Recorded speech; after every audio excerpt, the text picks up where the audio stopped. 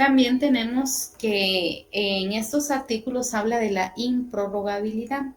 Se refiere a que la jurisdicción no puede prorrogarse ni por razón de la materia ni de territorio a otro órgano jurisdiccional, ¿verdad? Entonces, por ejemplo, si están litigando algún problema de tipo de índole laboral, y lo hacen en el juzgado de primera instancia, pues ese es el órgano jurisdiccional que tiene que resolver, ¿verdad? Si es el órgano competente para resolver un determinado caso o un litigio de índole laboral. Y no puede él enviárselo a otro órgano jurisdiccional para que el otro resuelva, ¿verdad? Por eso acá dice improrrogabilidad, se refiere a que la jurisdicción, o sea, ese poder y autoridad no puede prorrogarse ni por razón de la materia ni de territorio a otro órgano jurisdiccional.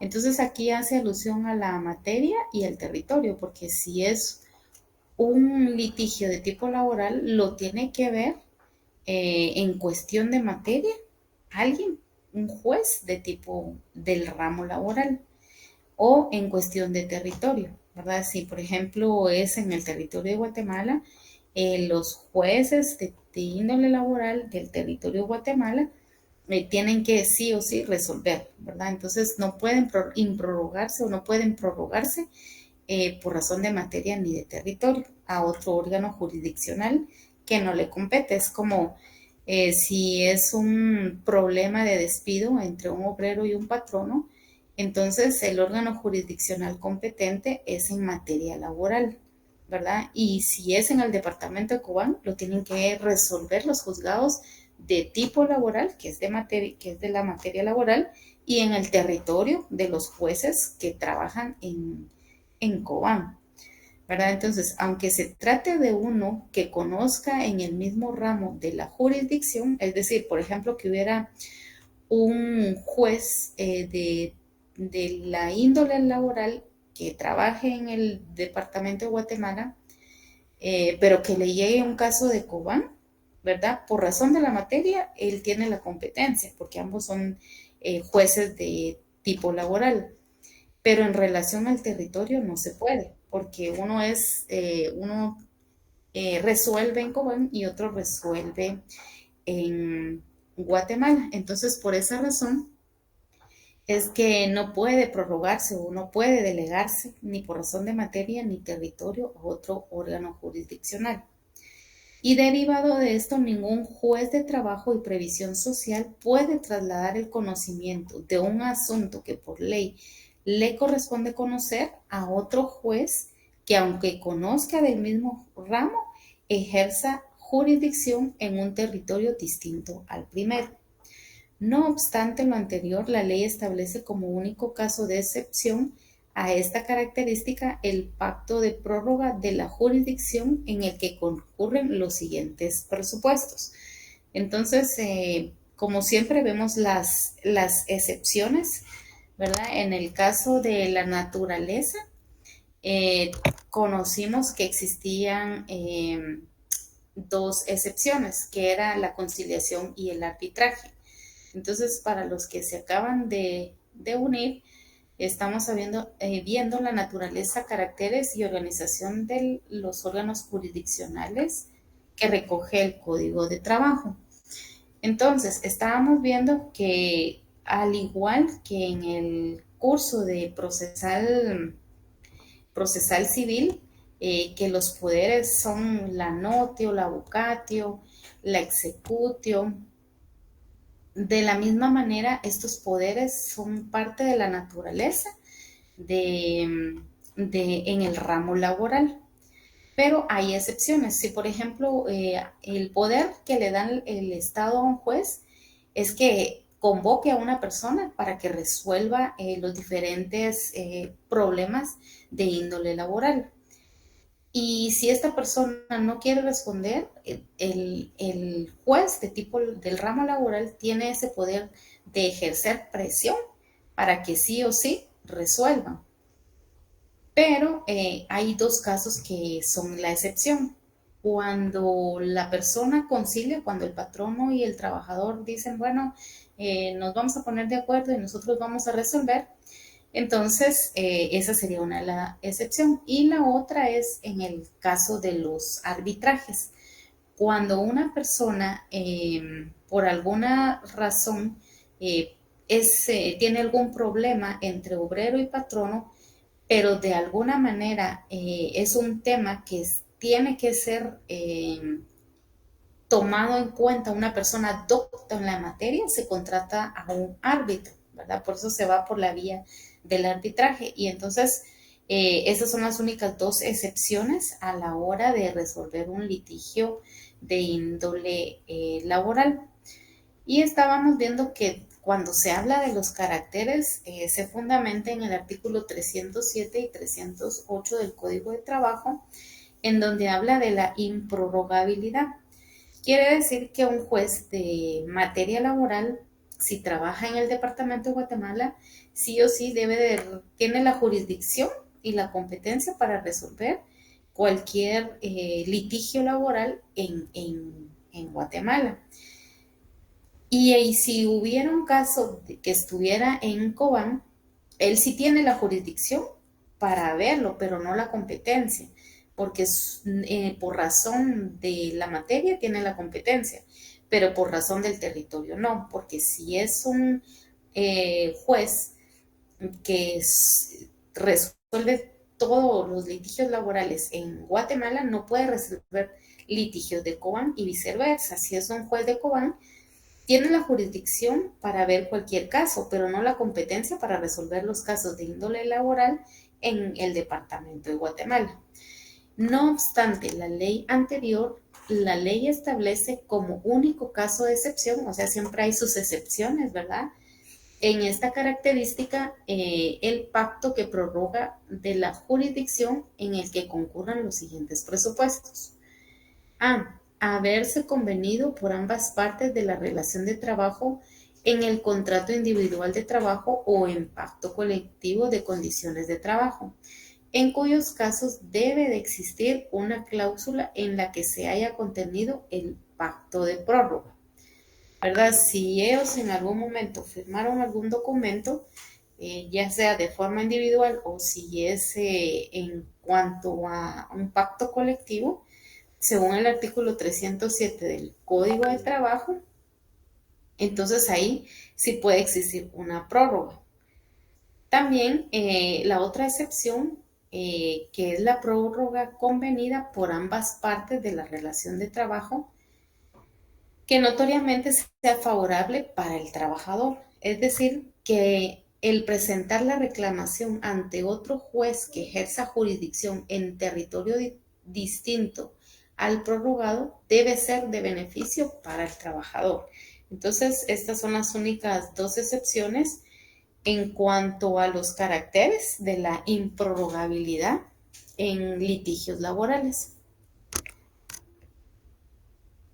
Después tenemos lo que es la indelegabilidad. Bueno, indelegable quiere decir que no se le puede delegar a alguien más, que sí o sí ese juez tiene que resolver.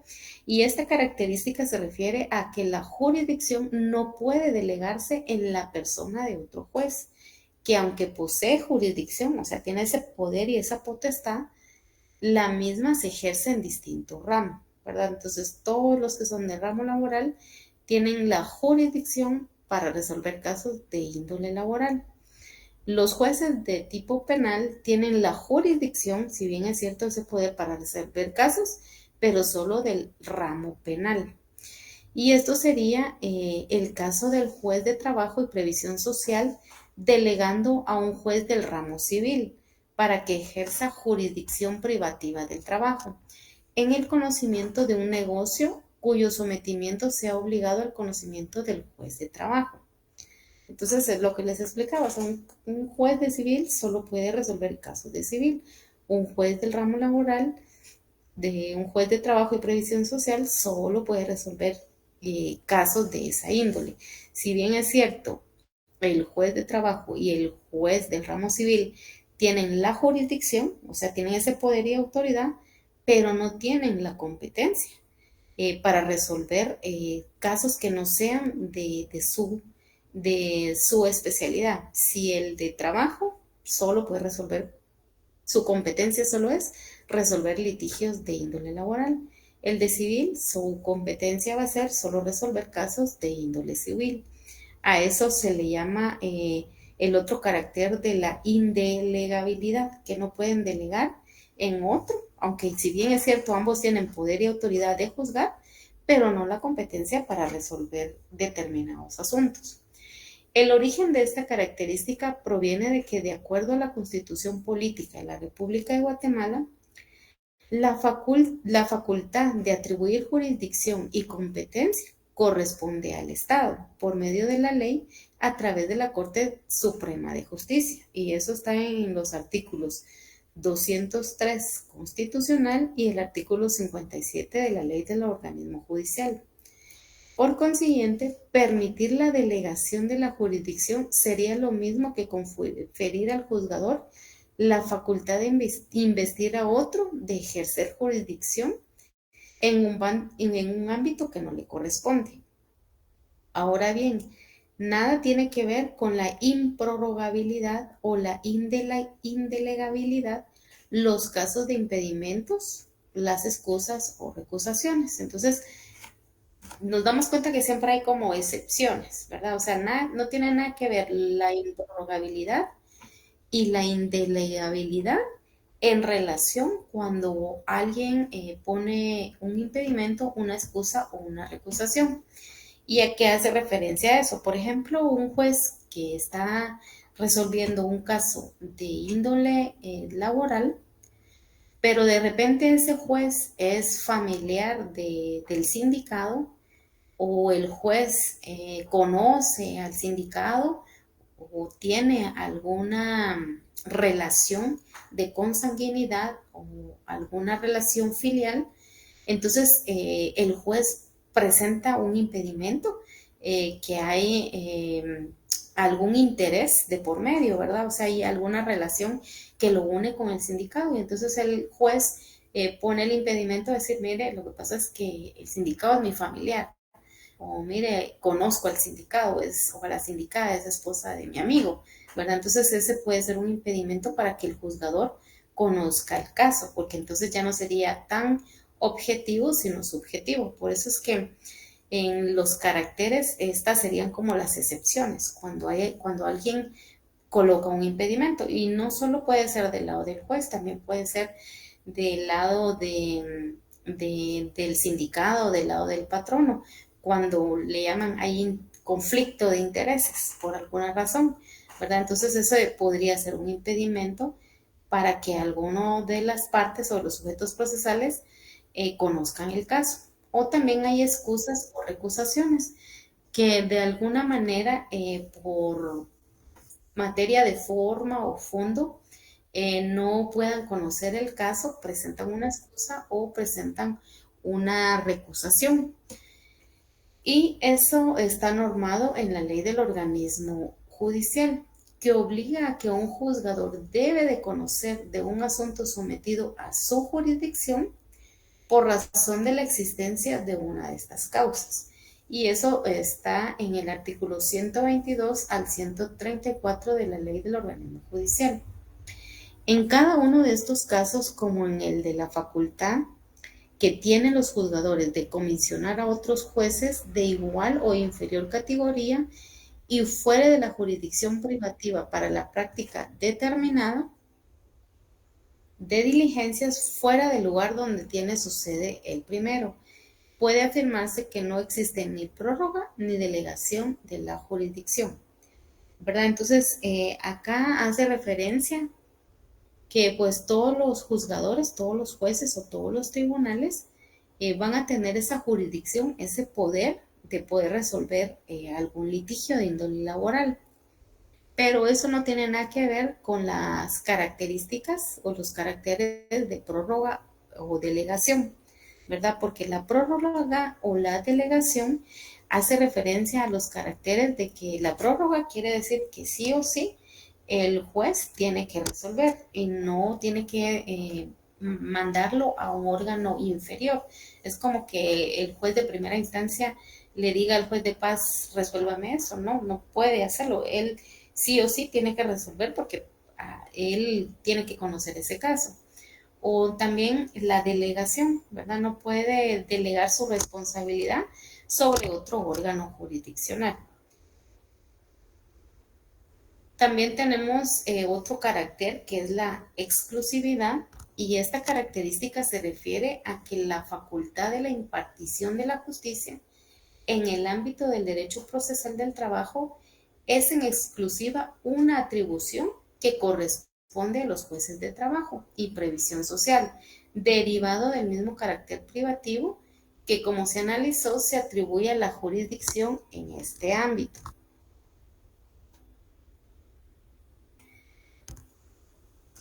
La jurisdicción, pues dijimos que es la investidura que la ley le da al juez para que pueda administrar justicia, competencia, y es la aptitud que tiene el juez para administrar justicia, pero solo respecto de las cuestiones que conforme a la ley le están encomendadas.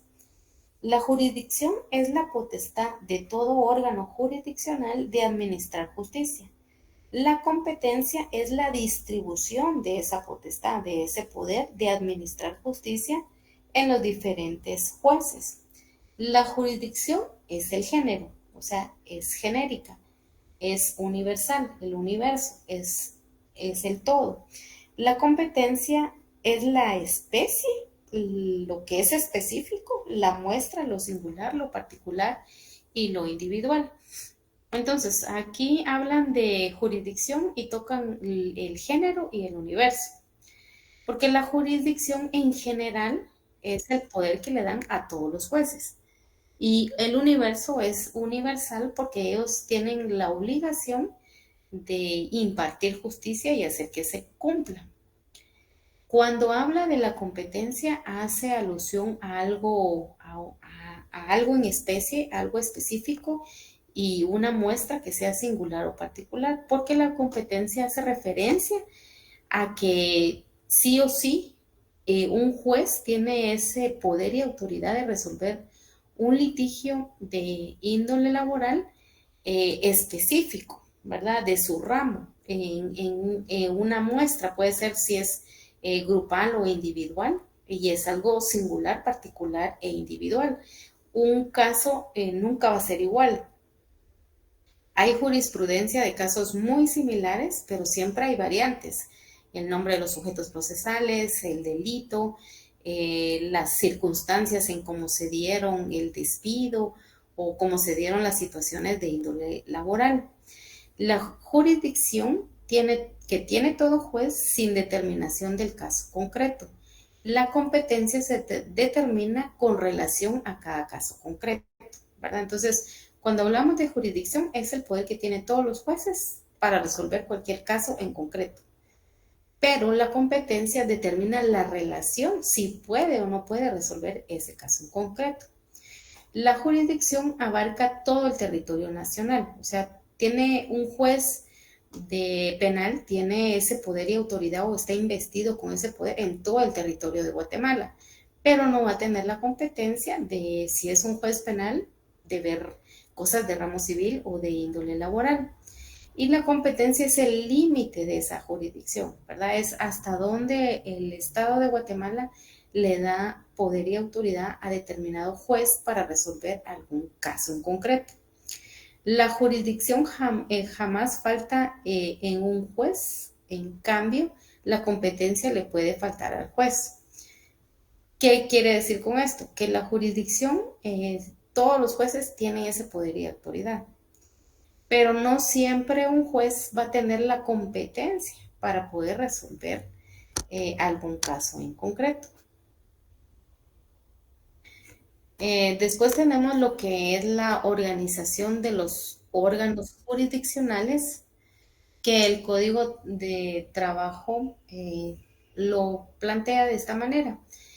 Y cuando hablamos de organización de los órganos jurisdiccionales, es esa organización que se conforma a partir de los jueces que conocen de los distintos procesos laborales a saber. Entonces, tenemos los unipersonales, los colegiados y los tribunales mixtos. Entonces, ¿cómo están organizados los órganos jurisdiccionales? Están organizados según los temas que ellos ven en sus procesos laborales. Pueden ser unipersonales, colegiados, tribunales mixtos. Los unipersonales es juzgado de trabajo y previsión social con jueces de derecho unipersonal que conocen de los conflictos individuales y colectivos de carácter jurídico, generalmente a través del procedimiento ordinario. Entonces, acá es clave, ¿verdad? ¿Cómo están organizados los órganos jurisdiccionales de nuestro país? Están organizados unipersonalmente los colegiados y los tribunales mixtos. Los unipersonales generalmente lo realizan por un procedimiento ordinario. La otra organización son los colegiados, las salas de la Corte de Apelaciones de Trabajo y Previsión Social, las que conocen en segunda instancia de los mismos conflictos indicados con anterioridad, integrada por 3 jueces de derecho. Quiere decir que si hay un caso en concreto, lo va a realizar si es de manera individual, si alguien plantea una situación de manera individual o ya sea de forma colectiva. Entonces, lo van a resolver los jueces de trabajo y previsión social.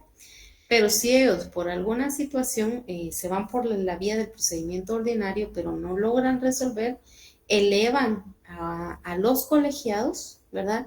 Para que ellos puedan darle una resolución a este caso. Y en este caso se van a las salas de la Corte de Apelaciones. Por ejemplo, que determinen que el patrono tiene que darle la indemnización, darle ciertos salarios, darle ciertas prestaciones a un trabajador, pero el patrono dice, no, es que lo que me resolvió el juzgador no está correcto, entonces lo eleva a una sala y se va a la sala de las Cortes de Apelaciones y él dice, mire, yo no estoy de acuerdo con la sentencia que el juez de trabajo y previsión social me dio. Entonces, por eso es que se elevan a ese órgano a los colegiados que están compuestos por 3 jueces, ¿verdad?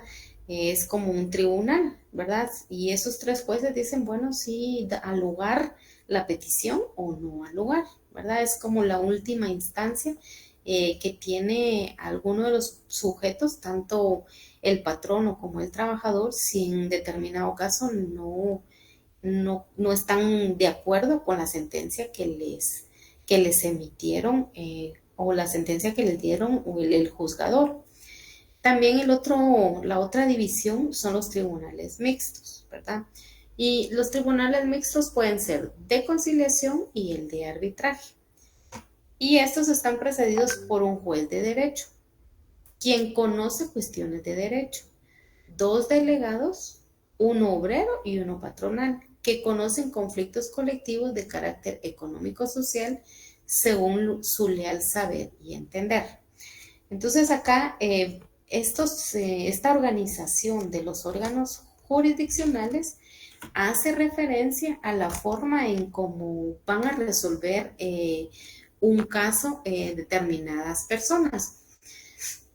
Y lo pueden resolver de manera unipersonal o lo pueden resolver elevándolo a los colegiados, que ya ahí ya se van a una sala de corte de apelaciones, o a un tribunal mixto que buscan jueces especialistas en determinados conflictos entre obreros y patronos, y que ellos, según su entender, según su experiencia en el ámbito laboral, según sus conocimientos o sus especialidades, pueden ayudar por medio de una conciliación o un arbitraje para resolver cualquier caso de índole laboral. La mayoría cuando van y litigan, se van por la vía ordinaria. Entonces acá dice el juicio ordinario y los medios de impugnación. Entonces tenemos primero el procedimiento ordinario laboral. su naturaleza, caracteres, la materia del procedimiento ordinario en el campo laboral, las partes, la capacidad procesal en materia del trabajo, la representación de las partes y sus limitaciones en el Código de Trabajo guatemalteco y las reglas de competencia de acuerdo con el Código de Trabajo, que es lo que hemos estado viendo a lo largo de este repaso. El procedimiento normal es irse por la vía ordinaria laboral y el juicio ordinario laboral constituye la vía procesal dentro de la que se discuten todos los conflictos individuales derivados de la relación de trabajo. Por consiguiente, puede considerarse que su naturaleza ordinaria deriva de la observancia de todos los trámites y solemnidades normados para que se puedan contravenir determinadamente los derechos de las partes después de la discusión y el examen de ellos.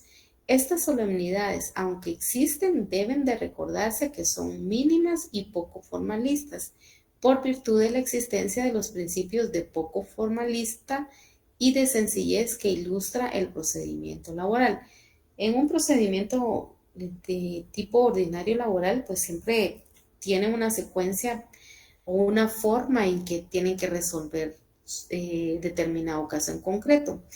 Pero si bien es cierto, todo lo que es de índole laboral es poco formalista y también no exige tantas formalidades a la hora de resolver. Más sin embargo, esto no quiere decir que no tengan un procedimiento o una serie de pasos ordenados para poder resolver los conflictos. El juicio puede considerarse un tipo de proceso de conocimiento, puesto que su finalidad es la de obtener una declaración de voluntad y de consecuencias jurídicas por parte del juez, que posteriormente pueden ser eficaces mediante la ejecución de la sentencia. Entonces, la idea de un procedimiento de tipo ordinario laboral es resolver un conflicto, pero de manera sencilla, con no muchas formalidades, pero esto no significa que no tengan una forma lógica de poder resolver los conflictos, y lo hacen a través de un proceso de conocimiento, ¿verdad?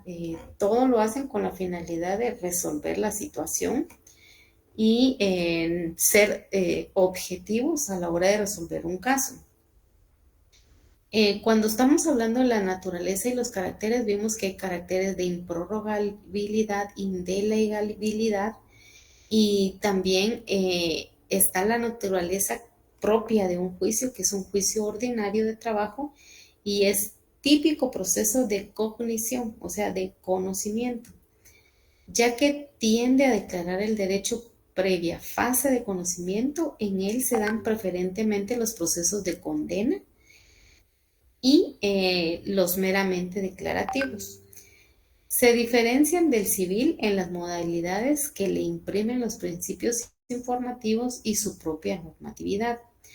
La naturaleza del juicio ordinario laboral es pública, por cuanto la jurisdicción es una actividad encomendada por el Estado por medio de la ley a los juzgadores, y de ahí entonces su naturaleza, ¿verdad? Entonces, si nos preguntan la naturaleza de los litigios laborales en un juicio ordinario laboral, ¿cuál es esa naturaleza?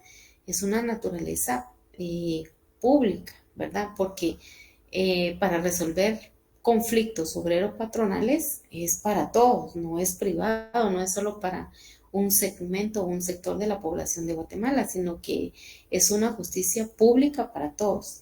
Defiende tanto los derechos del patrono como del trabajador, aunque hace más alusión a los conflictos del trabajador, porque está en una condición inferior al patrón. Cuando hablamos también de estos caracteres, estamos diciendo que es un proceso en el que el principio dispositivo se encuentra atenuado, pues el juez tiene amplias facultades en la dirección y marcha del mismo, o sea, en ese juicio ordinario, impulsándolo de oficio, produciendo pruebas por sí o bien completando las aportadas por los litigantes, teniendo contacto directo con las partes y las pruebas y apreciando a las mismas con flexibilidad y realismo.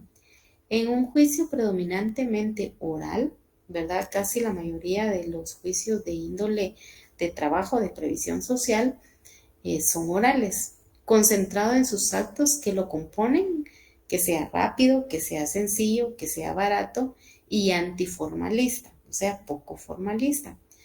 Eso no quiere decir que no tenga ciertas formalidades los litigios laborales, simplemente tratan de hacerlo lo más sencillo para ambas partes, aunque no por ello carente de técnica, limitado en el número y clase de medios de impugnación y aquí dice y parco y bajo, yo pienso que diría y parco en la concesión, dice de incidentes y bajo la concesión de incidentes que se dispersan y complican los trámites, más celoso que cualquier otro juicio en mantener la buena fe y la lealtad de los litigantes. Hoy estaba escuchando una ponencia de algunos incidentes que se pueden dar en algunos litigios. Por ejemplo, imagínense que es un obrero que trabaja en Guatemala, pero su idioma predominante es el cachiquel. Entonces, a la hora de él tener una relación obrero-patronal, puede ser un incidente que por el diferente idioma que él maneja, se haya interpretado mal algún pacto laboral con su patrono que después crea algún conflicto. Entonces, por eso pueden darse algún incidente y por eso presentan algún medio de impugnación. Puede decir su abogado defensor, mire, lo que pasa es que mi patrocinado no sabía de que tenía que trabajar sábados y domingos. Él pensaba que solo el horario de trabajo era de lunes a viernes, porque él no entiende mucho el idioma español, porque él maneja más el idioma cachiquel, ¿verdad? Entonces podría darse un incidente de esa naturaleza y pues por ende colocar algún o utilizar algún recurso de impugnación. Siempre bajo el lineamiento de mantener la buena fe y la lealtad de los litigantes. O sea, que la persona no... Hay gente que domina muy bien el idioma cachiquel y el idioma español y a valerse de eso para pues obrar en su favor. Entonces ahí ya no sería tan leal el litigante si se vale de decir, no, es que porque yo no entendía bien, cuando de repente domina muy bien los dos idiomas. Y todo ello saturado de una tutela preferente a la parte económica y culturalmente débil. En el mismo no se contempla término de prueba porque ésta se produce de una vez durante las audiencias, así como también en la primera instancia no existe vista del proceso y por añadidura no se declara cerrado el procedimiento, ¿verdad? O sea, como en todo, no es que a la primera resuelvan, sino que pues también tienen que investigar bien, indagar bien para poder realmente dar una solución real, objetiva, para las diferentes situaciones que se dan. No sé si hasta el momento vamos claros, compañeros, o tienen alguna duda. Entonces, si no tienen duda, entonces vamos a continuar. Todo bien, dice. Bueno, entonces también cuando hablamos de la naturaleza y caracteres, hicimos la referencia a la actuación de las partes que se asientan en el acta y que también no existe periodo de prueba dentro del trámite del proceso, sino que simplemente en el mismo proceso, es el patrono el encargado de probar, ¿verdad? Y por qué en algún momento tomó alguna decisión. También la actuación de las partes debe ser por regla o general oral, ¿verdad? Un juicio de índole de trabajo tiene que ser oral. Y también, derivado del principio del impulso procesal de oficio, el juez de trabajo se encuentra facultado para señalar a su discrecionalidad los plazos que deben celebrarse ciertas actuaciones, ¿verdad? Según lo que el juez dictamine, ¿verdad? Él puede decir en qué momento se continúa, cuánto tiempo van a dar para que el patrono presente las pruebas, tales como la audiencia para recibir la prueba y resolver las excepciones dilatorias, la audiencia en la que deba reanudarse la primera comparecencia de las partes, posteriormente a haberse ampliado la demanda dentro de la primera audiencia señalada para este objeto, la audiencia en la que debe tener lugar la comparecencia de las partes para que el actor, en su calidad de contrademandado, comparezca a contestar la reconvención, esto por mencionar algunos casos. O sea, puede ser que también a veces hay obreros que no toman las cosas bien y abusan de eso. Abusan pues de la buena voluntad del patrono, porque de casos hay casos. O hay patronos que son muy déspotas con sus obreros, con sus trabajadores. Entonces acá lo que se busca en este principio de impulso procesal de oficio es que el juez de trabajo y previsión social de una manera objetiva escuche a ambas partes y logre dar una sentencia, ¿verdad? Que no se haga ni a favor de uno ni del otro, sino que se busque siempre por la vía de la verdad. Ahora, las partes que intervienen en un juicio de tipo de trabajo y previsión social. Doctrinalmente no existe unidad de criterio en cuanto a la consideración de quién o quiénes se deba considerar como parte del proceso. No es como en materia penal, que sí o sí deben de existir ciertos sujetos procesales.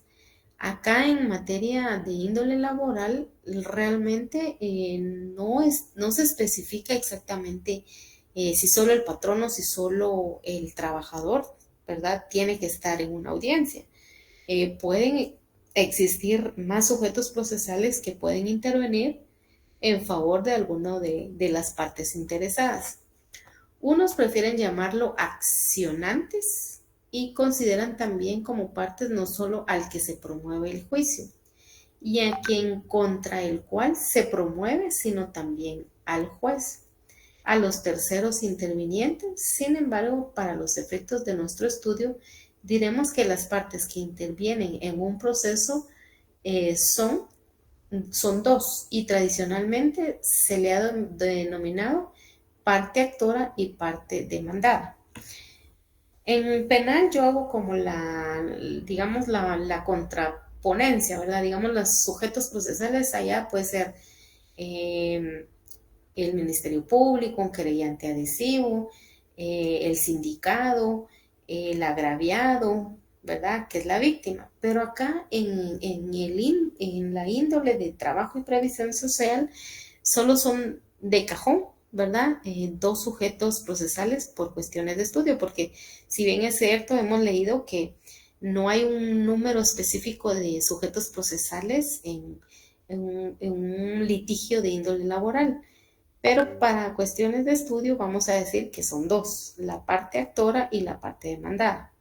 Entonces, la parte actora es quien ha violentado o ha cometido alguna situación en contra del demandado, porque a veces uno piensa que solo es el afectado el obrero, pero otras veces también es afectado el patrón, ¿verdad? Entonces, siempre hay una parte actora y una parte demandada, ¿verdad? Una persona, la actora es quien va y dice qué es lo que le está sucediendo, qué conflicto laboral tiene.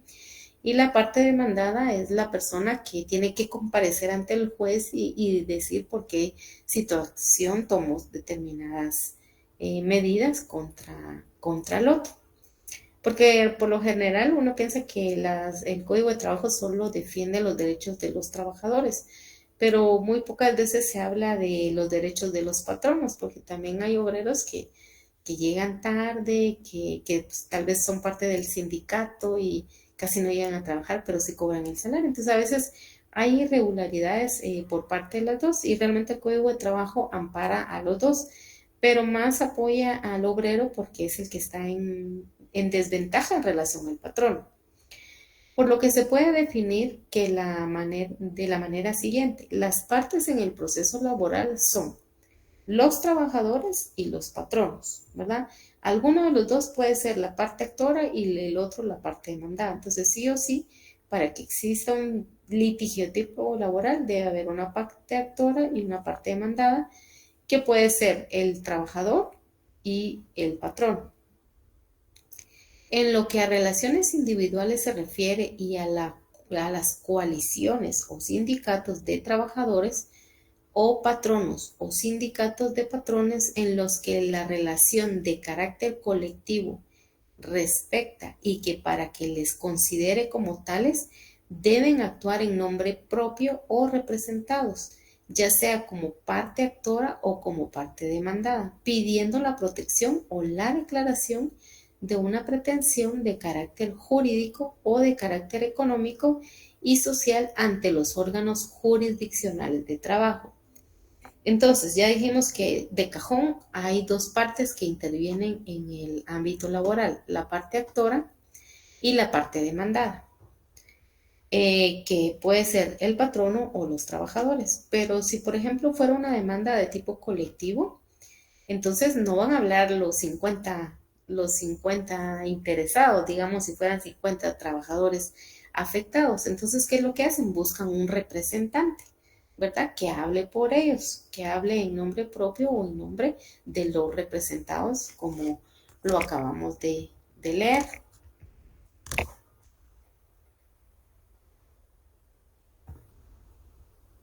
También vemos lo que es la capacidad procesal en materia del trabajo. Como primera providencia, debe anotarse que de la distinción entre las partes del litigio y las partes del proceso surge la clasificación de las partes en sentido material y partes en sentido formal o procesal. Se entiende por parte en sentido material los sujetos del litigio o de la relación jurídica sustancial sobre que versa, y por partes en sentido formal los sujetos del procesado. Es el derecho material el que determina la capacidad de las partes, o sea, la determinación de las personas que tienen el pleno ejercicio de sus derechos civiles. En nuestro medio, esa capacidad se adquiere con la mayoría de edad. Los menores que han cumplido 14 años son capaces para algunos actos determinados por la ley según el artículo 8 del Código Civil. Entonces, cuando se habla de la capacidad procesal en materia del trabajo, está haciendo alusión de qué personas pueden hacer uso de ese derecho a la hora de haber un litigio laboral, y son las personas que son mayores de edad.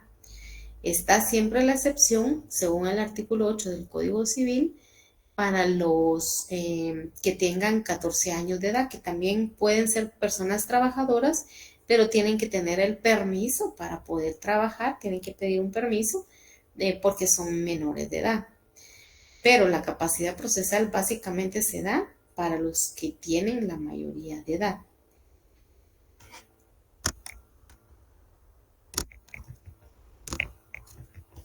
Vamos a ver la otra diapositiva.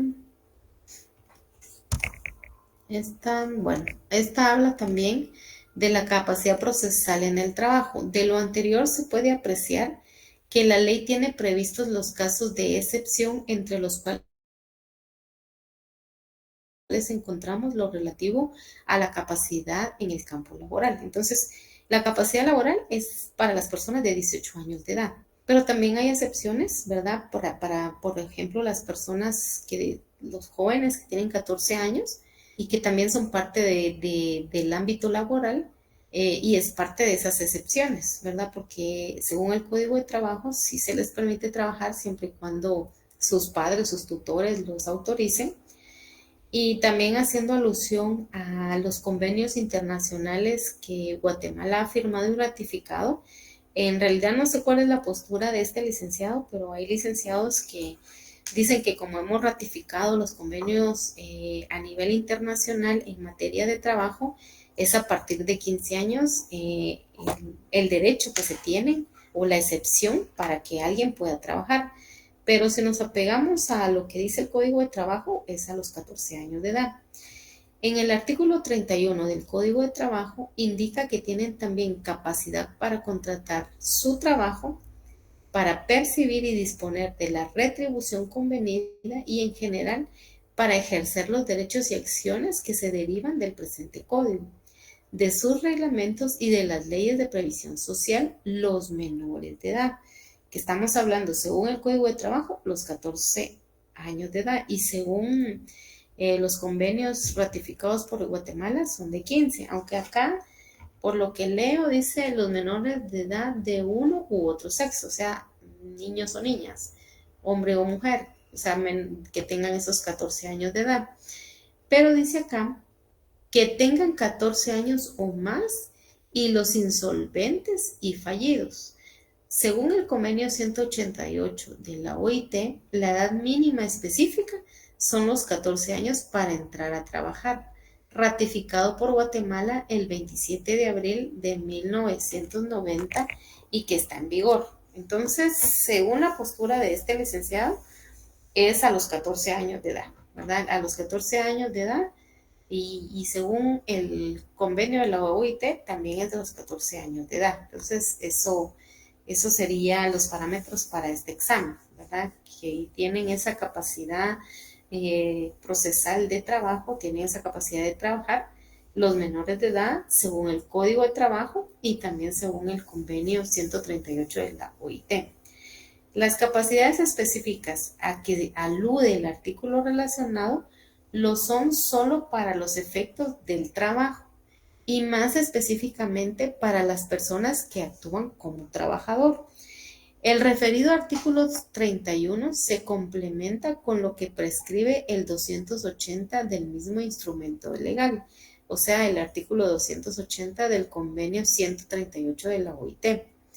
La Inspección General de Trabajo debe ser tenida como parte en todo conflicto, individual o colectivo, de carácter jurídico en que figuren trabajadores menores de edad o cuando se trate de acciones entabladas para proteger la maternidad de las trabajadoras, salvo que en cuanto a estas últimas se apersone el Instituto Guatemalteco de Seguridad Social. Entonces aquí en la capacidad procesal vemos que la capacidad procesal es para los mayores de edad, o sea, de las personas que tienen los 18 años y sus deberes ciudadanos y sus capacidades civiles y ciudadanas. Y la excepción es para los menores de edad que según la OIT y según el Código de Trabajo son de los 14 años de edad. Esa es la postura del licenciado. 2, también hay algunas excepciones para las mujeres trabajadoras embarazadas y salvo que el LIC se pronuncie en algún caso determinado. Aquí me salí de las... Entonces aquí ya casi que vamos terminando y vamos a terminar con esta diapositiva, la número 6, que es esta, que es la representación de las partes y sus limitaciones en el Código de Trabajo guatemalteco. De manera general, toda persona natural con capacidad procesal puede elegir entre comparecer o estar en un juicio personalmente o por medio de un representante. Entonces acá vemos como beneficio que le dan a la persona que en algún momento si ha presentado una demanda en contra del patrón, esta persona tiene la capacidad de estar en el juicio personalmente, o sea, personarse y estar ahí durante el juicio o simplemente por medio de un representante, o sea, por su defensa técnica. Toda persona jurídica, no obstante una capacidad procesal, solo puede hacerse por medio de la persona o personas individuales, que para ello estén autorizadas por su régimen constitutivo. No pueden presentarse excusa médica a la que hace referencia el artículo 336 del Código de Trabajo. Entonces, ¿qué es lo que nos está diciendo acá? una persona en cuanto a la representación de las partes y sus limitaciones, según lo que dicta el Código de Trabajo, solo permítanme un segundito, compañeros.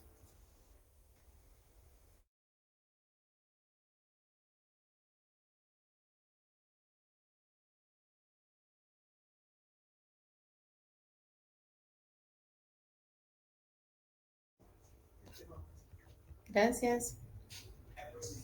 Entonces, hablando de esta última diapositiva, compañeros, estamos hablando que una persona puede personarse y estar durante el juicio o simplemente contratar un abogado, un representante, para que litigue y medie en lugar de ella. Pero dice también que toda persona jurídica, no obstante a su capacidad procesal, solo puede hacerlo por medio de la persona o personas individuales para que ellas estén autorizadas por su régimen constitutivo. No pueden presentar excusa médica a la que hace referencia el artículo 336 del Código de Trabajo, ya que únicamente la pueden presentar las personas individuales. La sentencia del 2 de abril del 2013, dentro del expediente 4358-2012 de la Corte de Constitucionalidad, el cual se fundamenta en el criterio sostenido por la Corte de Constitucionalidad en los expedientes 734-2010, 710-2011 y 4426-2010. Toda persona sin capacidad procesal solo puede ejercer sus derechos en juicio por medio de representante que la ley dispone. A este fenómeno de actuar una persona a nombre de otra sin perder esta su calidad de parte, se le llama representación, ¿verdad? Entonces prácticamente una persona puede contratar a un abogado y él lo representa en un juicio en nombre de esta persona. A la representación de las partes en el proceso se le ha clasificado en representación voluntaria o convencional. O sea, hay dos tipos de representaciones. Cuando una persona habla en lugar de otra o la representa o está en el juicio litigando en favor de otra. Y puede hacerlo de manera voluntaria o de manera convencional. Necesaria, legal y judicial. Siempre bajo el ámbito de una representación voluntaria o convencional, que es una representación necesaria, una representación legal y una representación judicial. La voluntaria se confiere mediante el mandato, ¿verdad? O sea, cuando yo vengo y digo, mire, tengo problema con mi patrono, pero no me quiero apersonar, entonces contrato los servicios, entonces esa es es algo de manera voluntaria. También hace de referencia que la voluntaria se confiere mediante el mandato. Entonces el abogado hace un mandato en donde dice, bueno, yo lo voy a representar a él en lugar de él. También está la necesaria, es la que se ejerce a nombre de una persona jurídica, porque estas solo pueden actuar a través de una persona física. También está la legal, es la que se ejerce a nombre de las personas procesalmente incapaces. Entonces, si se dan cuenta, vemos el mandato, ¿verdad? El mandato voluntario, cuando alguien dice, mira, yo no quiero estar en el juicio, pero pues contrato los servicios de un representante, de un abogado, y pues lo hacen por medio de un mandato. También lo pueden hacer por medio de una persona jurídica. También lo pueden hacer de una manera legal, ¿verdad? Cuando la persona es incapaz, por ejemplo, tuvo un accidente o es cuadraplégico o tiene, no sé, algún problema mental, está incapaz y necesita que alguien abogue por él. Conocí el caso de una señora que le dio un derrame cerebral y pues ella tuvo como una regresión y se volvió como niña. Entonces a ella de parte del trabajo la despidieron injustamente y pues ella contrató los servicios de un representante, de un abogado, para que mediara su jubilación y todo lo que le correspondía, porque ella ya no era capaz aunque tenía su mayoría de edad, aunque estaba completa la señora, pero por ese accidente, por ese derrame cerebral que tuvo, quedó incapaz en el ejercicio de sus funciones como persona. Porque también puede darse el caso de un menor de edad, como el que vimos ahorita, un joven o una señorita que tenga 14 años de edad y pues que no tenga esa capacidad legal para reclamar sus derechos. Entonces ellos pueden contratar los servicios de un abogado para que lo represente en un litigio laboral. Sí, Patricia. Fíjate que en el caso de mi hermano, cuando él fue a poner su denuncia, que él era menor de edad, el que se Ajá. fue con él a la empresa o donde él trabajaba, el que los que anduvieron con él en esa demanda fueron los del Ministerio de Trabajo. Ajá, exacto, porque como él no estaba con su capacidad procesal de ejercer por no ser mayor de edad, entonces por eso el ministerio, los representantes del Ministerio de Trabajo y Previsión Social lo auxiliaron. O porque adolecen de alguna enfermedad, ¿verdad? Por ejemplo, alguien que tenga Alzheimer o algo, ¿verdad? Entonces necesitan esa representación. Eh, que también la sitúa en un estado de interdicción, ¿verdad? Entonces también puede darse ese caso que una persona esté en estado de interdicción y también está la judicial, que es la que designa un juez, ¿verdad? Que si en algún momento el juez dice, bueno, yo le otorgo la representación al Ministerio de Trabajo porque considero que él es competente para representar o para litigar a la persona que está haciendo eh, o que está necesitando el servicio, ¿verdad? Porque hay un conflicto de índole laboral. Entonces, ese sería el repaso de hoy, compañeros. No sé si tienen alguna duda.